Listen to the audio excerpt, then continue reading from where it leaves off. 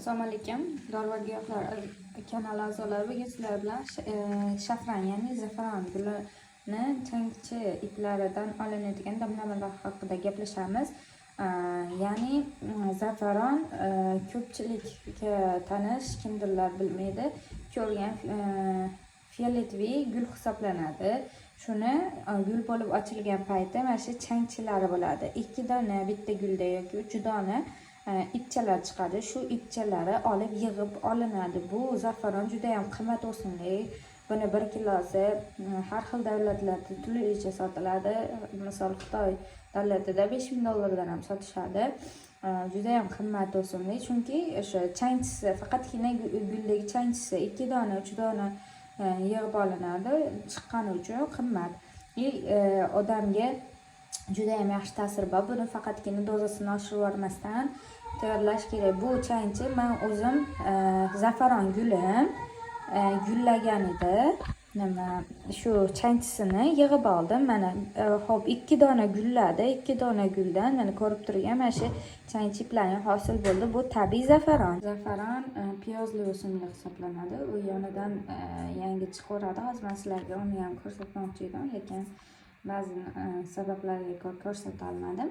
Hop, zafaronni o'zimizda ham o'stirishsa bo'ladi bemalol. Men proba qilib o'zim o'stirib ko'rdim. Uy sharoitida mana hozir dekabr oyi bo'lsa, dekabrda gulladi va shunisini oldik. Buni dozasini oshirib olmasdan damlash kerak. Hop, qaynoq bas, yangi qaynagan suv emas, ya'ni qaynagandan keyin ozroq sovishini kutiladi. Keyin shunga damlanadi. Xo'p, mana shu 5 ta changchi iplarini solib shuni damlayveramiz. Mana hozir soldik. Bundan ko'pi organizmga salbiy ta'siri bor. Buni uyquni yaxshilashga, qon aylanishini yaxshilash, metabolizmni yaxshilashda, nerv asab tizimini tinchlantirishda, keyin ayollarda hayz oldi og'riqlar bo'lganda shu og'riqlarni bosish maqsadida ichsa bo'ladi. Homiladorlar, emiziklarga mumkin emas, tonusni, bosimni oshirib yuboradi va qon aylanish sistemasi bilan kasallangan ko'p bemorlarga shu shafran gulini damlamasini ichishni juda ham tavsiya qilishadi. Juda ham ma'lumotlar ko'p. Davleniyasi past bo'lgan insonlarga hech tavsiya qilinmaydi. Bunga hozir shuni damlab turib 5-7 daqiqa damlanadi hamda ichiladi. Buni asosan kechqurun yoki ertalab. Kechqurun to'q qoringa, ertalab och qoringa ichsalaring bo'laveradi. Buni 5 kun yoki 7 kun ichiladi, keyin tanaffus olinadi. Keyin sutga tayyorlab ichsalaring ham bo'laradi. Shu ipini bir stakan iliq sutga damlab turib ichilsa ham bo'laradi. Hozir bunga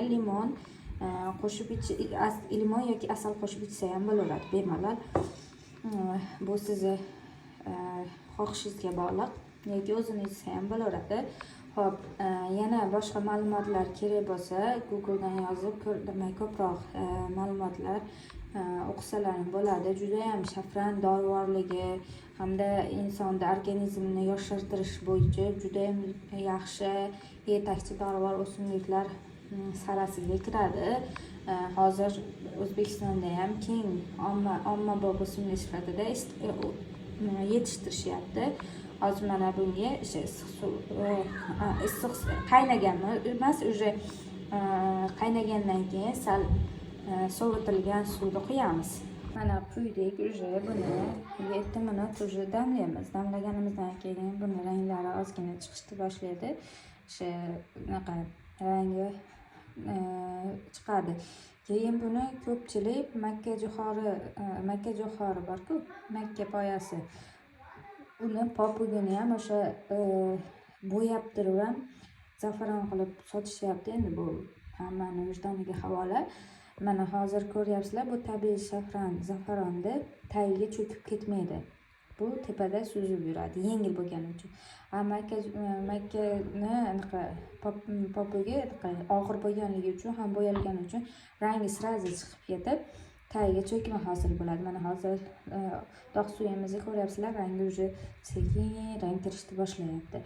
Narigi bo'yalganlar sразу rang kirib, rangi nima dog' suvni уже o'zgartirib yuboradi hamda og'irligini hisobiga tagiga cho'kib ketadi.